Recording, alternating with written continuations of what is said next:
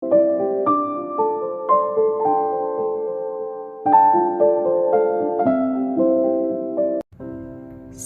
selesai mengucapkan kata-kata itu, para penonton pun terdiam karena ini sangat mengejutkan. Cafe Latte Art biasanya selalu tampil dalam gambar yang diam, tetapi gambar Alicia bergerak dan hidup. Apalagi secangkir kopi ini hanya bisa bertahan untuk sementara. Ini bukan kopi yang hanya bisa dibeli dengan harga beberapa ratus dolar, tetapi dalam gambar yang bisa bergerak selama beberapa detik itu saja sudah cukup untuk dijual dengan harga puluhan juta dolar. Penonton yang berada di bawah panggung masih syok dan belum pulih dari kekagumannya. Dylan yang duduk di baris pertama adalah orang yang pertama mengangkat tangannya dan bertepuk tangan 2 kali. Dan tema seperti angin musim semi yang datang dalam semalam dan ribuan pohon dan buah pir bermekaran ini sama sekali tidak berlebihan. Gambar ini digambarkan persis sama dengan kata-kata dalam puisi klasik itu. Seperti angin musim semi yang datang dalam semalam dan ribuan pohon dan buah pir bermekaran. Sekarang dia tahu mengapa Alicia mau menerima tantangan itu. Dylan menatap Alicia dengan penasaran dan selain itu tatapannya mengandung sedikit kekaguman. Meskipun gadis ini cara bicaranya kasar, tetapi dia tidak menyangka bahwa gadis ini juga memiliki sisi yang begitu elegan dan lembut. Berapa banyak lagi sisi dan rahasia yang tidak dia ketahui mengenai gadis ini. Akhirnya para penonton pulih dari ketakjubannya saat mendengar tepuk tangan Dylan. Hebat sekali. Dalam seumur hidupku, aku sama sekali belum pernah melihat karya latte art yang seperti itu. Apakah ini bisa diajukan patennya? Ini pasti akan sangat populer jika videonya diunggah di internet. Aku yakin perusahaan kopi global pasti akan terguncang. Apakah gadis ini murid dari Royal Cafe Academy? Mengapa aku tidak melihatnya dari barista senior sebelumnya? Jangan-jangan dia bukan murid dari akademi kopi manapun. David tenggelam dalam kejutan yang besar dan tidak bisa menahan dirinya lagi. Dia berdiri dengan linglung dan dengan bersemangat dia berkata, dia bukan murid dari Royal Cafe Academy. Dia adalah Alicia, putriku. Ternyata dia adalah putri Anda. Aku ingat putri Anda yang satu lagi juga berada di atas panggung kan? Anda sangat beruntung sekali memiliki 2 putri yang sangat hebat, Tuan. Video. Bisakah videonya diputar ulang lagi? Aku ingin menontonnya sekali lagi. Aku juga ingin melihatnya.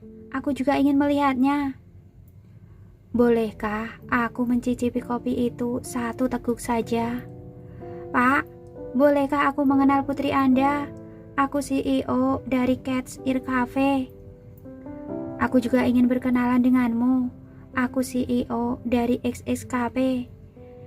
Sponsor yang banyak itu segera bergegas untuk mendapatkan kontak nomor David dan wajah David tampak memerah berseri-seri karena sangat gembira. Dia belum pernah disambut dan diterima oleh begitu banyak sponsor selama hidupnya, dan semua ini berkat Alicia, putrinya yang sangat berharga. Raut wajah Selena yang berada di sebelahnya tampak gelap. Jari-jari kedua tangannya tanpa sadar meremas dan menancap di dagingnya. Darah merembes keluar, tetapi dia masih tidak sadar. Dia menatap Alicia yang berada di atas panggung dengan penuh kebencian. Mengapa bisa seperti ini? Selena benar-benar sangat membencinya. Alicia baru kembali selama seminggu, tetapi dalam seminggu yang singkat itu, dia telah mengalahkan Selena dan Marsha sebanyak 3 kali, dan setiap kali mereka kalah telak. Seharusnya putrinya yang paling menonjol, tetapi Alicia si jalang licik itu yang menghalanginya. Dia harus mencari tahu dari mana datangnya Alicia si jalang licik ini secepat mungkin.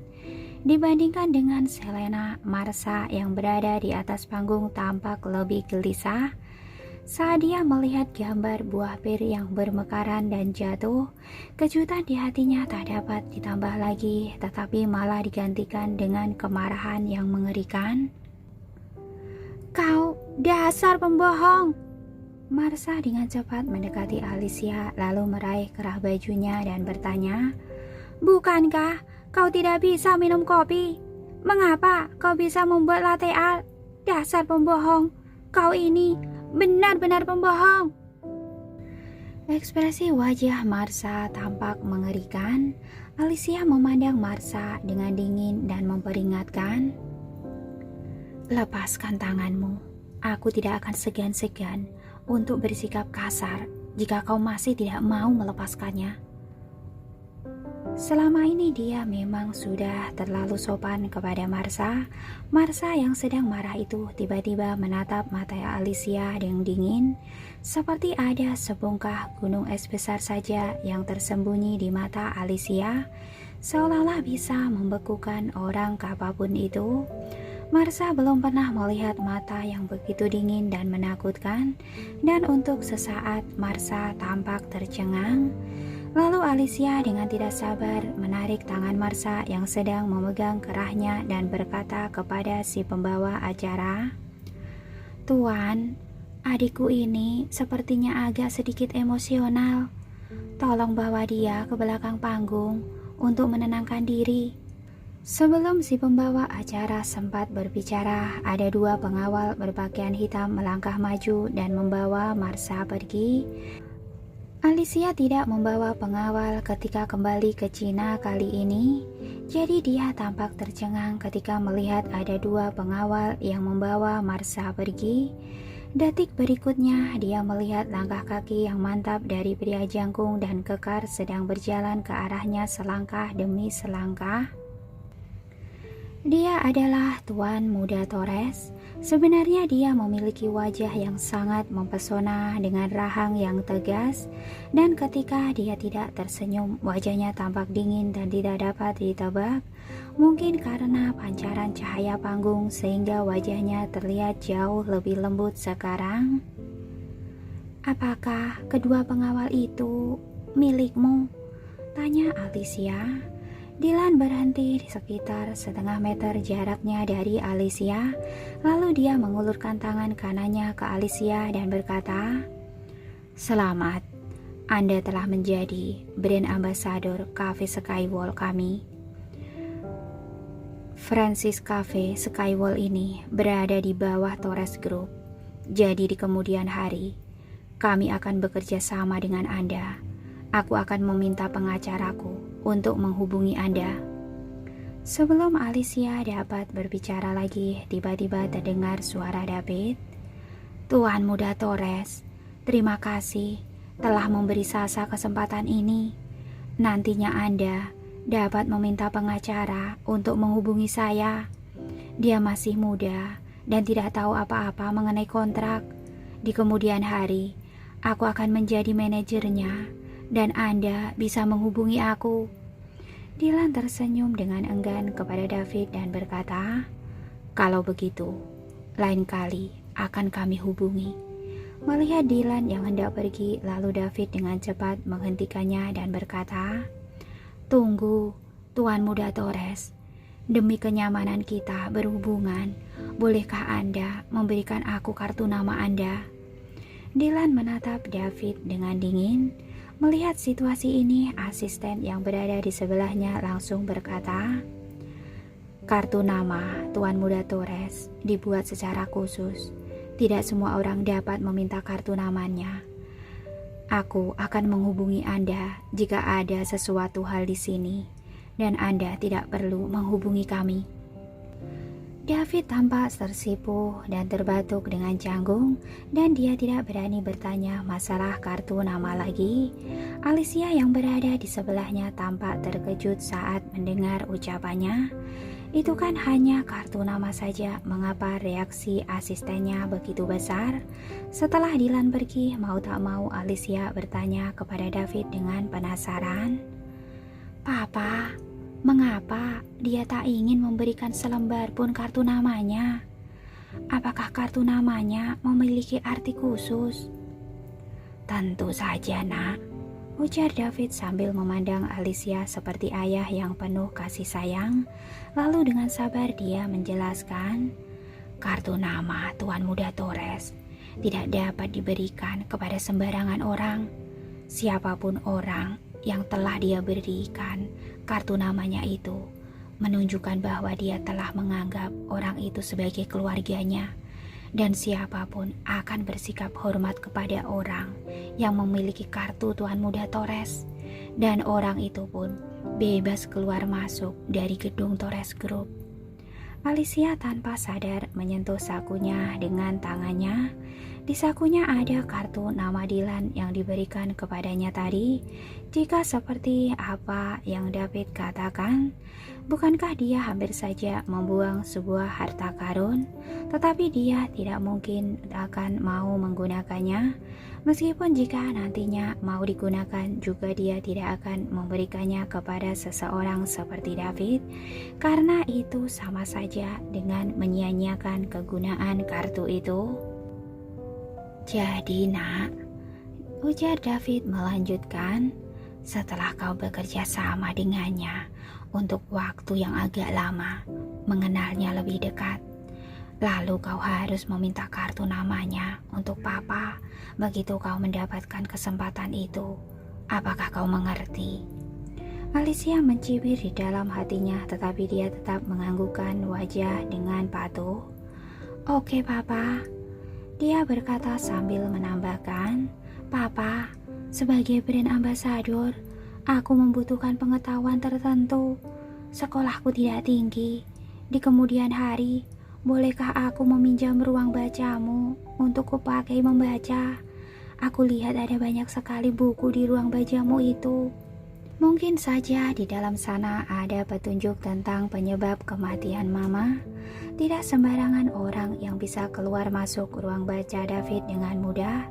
Jadi minggu ini Alicia belum menemukan kesempatan untuk masuk ke ruang bacanya.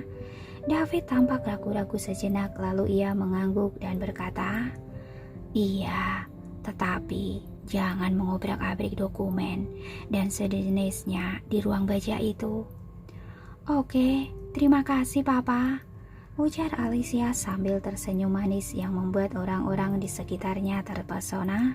Tetapi dia tidak tahu betapa cantik dan menariknya dia sebenarnya. David merasakan tatapan mereka itu dan merasa senang. Dia benar-benar telah menemukan sebuah harta karun. Alicia tak hanya cantik, tetapi dia juga sangat berbakat dalam cafe latte art. Tuhan telah memberikannya hadiah terbaik. Jika keluarga Sebastian tidak mempergunakannya dengan baik, maka sama saja seperti dia yang telah membuat Tuhan kecewa. Dan pada saat ini Selena bergegas menghampiri dan berkata, Suamiku, aku melihat seseorang membawa Marsha pergi. Cepat tolong bantu dan tanyakan. Aku khawatir dia mungkin dalam bahaya. Baru pada saat itulah David teringat bahwa dia masih memiliki satu putri lagi. Jadi dia dan Selena mencarinya bersama. Dan baru saja mereka akan pergi mencarinya, tiba-tiba Marsha telah kembali sendiri. Lalu dia mengeluh kepada David dengan sedih dan kesal. Papa, Alicia meminta anak buah Dylan untuk mengurungku di kamar. Dia adalah wanita yang kejam dan jahat.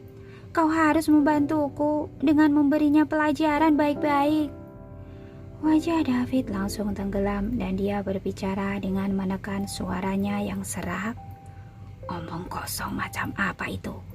Jika kau asal bicara dan tidak sopan lagi, hati-hati, aku akan memberimu pelajaran ya.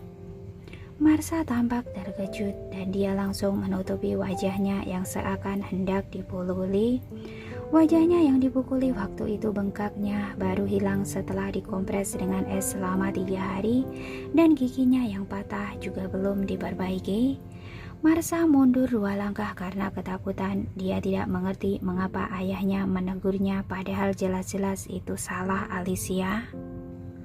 David masih memaki, seorang junior harus menghormati senior. Tidakkah kau mengerti arti dari kata-kata ini? Di kemudian hari, jangan bersikap dan menuduh kakakmu seperti itu.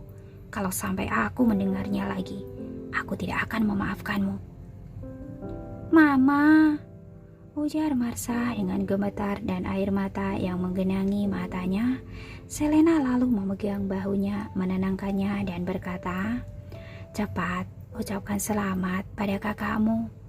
Marsha berusaha sekuat tenaga untuk tenang, tetapi dia tidak mampu untuk tersenyum. Jadi dia hanya bisa berkata dengan kaku, "Selamat ya, Kak." Alicia menyunggingkan bibir bawahnya dan mata yang seperti tersenyum. "Terima kasih, Dek. Jika kau tidak memberiku kesempatan, aku juga tidak akan mendapatkan gelar brand ambassador untuk Cafe Skyward dengan lancar. Terima kasih, Dek. Kau memang benar-benar adik yang baik." "Kau," ujar Marsha sambil menarik nafas panjang, tetapi sulit baginya untuk mengatur emosinya. Marsha merasa sesak dan merasakan titik gelap di depannya. Jika Selena tidak segera mencubitnya, bisa dipastikan dia pasti akan pingsan lagi di depan umum. Saat melihat Marsha yang telah agak stabil, lalu Selena memelototi Alicia dan tak sabar dan berkata, "Alicia, gara-gara kau, adikmu jadi kehilangan kesempatan menjadi brand ambassador. Jadi, berhentilah menggodanya." Alicia meminta maaf dengan tampang polosnya. "Maaf, aku tidak tahu. Itu akan membuatnya kesal. Dek, apakah kau baik-baik saja?" Marsha merasa kesal dan dibuat hampir pingsan karena melihat drama buatan Alicia. David yang berada di sebelahnya merasa malu lalu mengenyitkan keningnya dan berkata, "Bawa dia pulang ke hotel. Jangan membuat malu di sini." Untuk sesaat Selena menatap David dengan tatapan kebencian, tetapi dalam sekejap Selena dapat menyembunyikan emosinya dengan baik. Lalu dia memanggil pelayan untuk membantu Marsha pulang ke kamar hotelnya. Si sponsor tidak menyangka bahwa Marsha akan tiba-tiba pingsan dan baru saja dia akan mengatakan sesuatu untuk menenangkan suasananya. Tiba-tiba sekelompok orang dari sponsor kopi bergegas menghampiri. "Nona, silahkan bekerja sama dengan perusahaan kami. Aku bersedia memberikan bayaran tinggi jika kau mau menjadi brand ambassador kami. Nona, pilihlah perusahaan kami. Perusahaan kami adalah industri kopi yang terkenal secara internasional." "Omong kosong apa itu? Perusahaan Anda hanyalah industri kopi instan. Nona, silahkan pilih perusahaan kami saja." Semakin lama semakin banyak pedagang kopi yang naik ke atas panggung, bahkan beberapa di antaranya hampir saling bertengkar. Dan pada akhirnya David pun terdorong keluar dari kerumunan itu.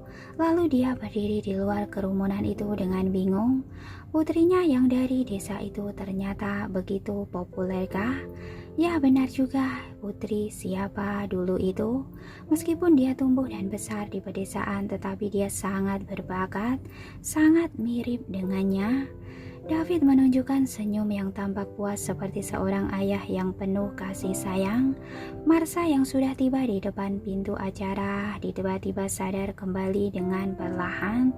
Begitu dia membuka matanya, dia melihat Alicia sedang dikelilingi oleh para pedagang kopi di atas panggung, yang seharusnya mereka semua mengelilinginya sekarang tetapi malah mengelilingi Alicia seperti serangkaian nyamuk.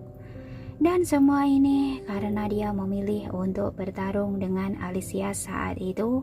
Dia mengira dapat menaklukkan Alicia sepenuhnya oleh tangannya sendiri. Dan sekali lagi dia malah mencelakai dirinya sendiri. Marsha memutar matanya dan pingsan lagi karena marah. Selena yang sedang terburu-buru tidak terlalu memperhatikan Alicia. Saat acara penghargaan selesai, Alicia sudah dijejali dengan setumpuk kartu nama yang semuanya berasal dari para pemilik perusahaan kopi besar maupun kecil. Tentu saja kartu nama itu akhirnya diambil semua oleh David yang akan dipilih olehnya satu persatu. Melihat ekspresi David yang begitu bersemangat, Alicia merasa tidak berdaya. Demi untuk membuat Marsha malu, dia benar-benar telah membuat banyak masalah yang merepotkan bagi dirinya sendiri. Tetapi dengan cara ini, dia juga berhasil membuat keluarga itu berantakan. Dan kedua orang ibu dan anak itu, Selena dan Marsha, sudah pasti tidak akan melepaskannya. Tetapi dia tidak takut masalah dan musuh yang datang akan dihadapi dengan gagah berani dan jika perlu menyerang musuh dalam satu gebrakan. Selena telah mencoba membunuhnya demi untuk mencegahnya kembali ke rumah ini. Mungkinkah Alicia akan berpangku tangan saja ketika dia sudah kembali ke rumah ini? Mustahil sebelum meninggalkan tempat acara itu, Alicia menerima kartu bank yang dikeluarkan David dari dompetnya. David berkata, "Ini kartu tambahan aku. Jika kau kehabisan uang di 2 kartu sebelumnya, maka gesek saja kartu tambahan ini. Nanti setelah pulang, kau harus membeli pakaianmu sendiri. Dan kau tidak perlu ragu dan berhemat seperti biasanya." Alicia pura-pura tidak enak hati untuk menerimanya, tetapi pada akhirnya dia menerima juga kartu itu. Dia dapat menggunakan kartu ini untuk memeriksa berapa banyak likuiditas yang dimiliki oleh David. Dia ingat ketika dia meminta detektif untuk memeriksa arsip ibunya dan dia tahu bahwa ketika ibunya masih hidup, likuiditas dalam kartunya mencapai hampir 10 miliar dolar. Dan sekarang dia tidak tahu berapa banyak uang yang dimiliki Diaz Corp setelah menjadi Sebastian Corp. Waktu berlalu dengan cepat dan setelah Alicia masuk ke dalam pesawat, tak lama kemudian pesawat pun tiba kembali ke bandara di kota Kyoto. Mereka berempat berjalan keluar dari bandara dengan pikiran masing-masing dan tampak sopir juga sudah menunggu mereka di gerbang bandara. David masih ada urusan bisnis yang harus diselesaikan sehingga dia berjalan berlawanan dengan arah pulang ke villa. Jadi dia pergi dulu dengan mobilnya. Dan ketika mobil lain dari villa datang menjemputnya, Marsha yang sudah tidak bisa menahan kesabarannya dan melihat tak ada orang di sekitarnya, segera memperingatkan Alicia dengan menatapnya dingin seperti mata ular berbisa dan berkata, "Alicia, aku sarankan kau, jangan sengaja mencoba untuk terus-menerus menantang aku sampai di bawah garis batas kesabaranku.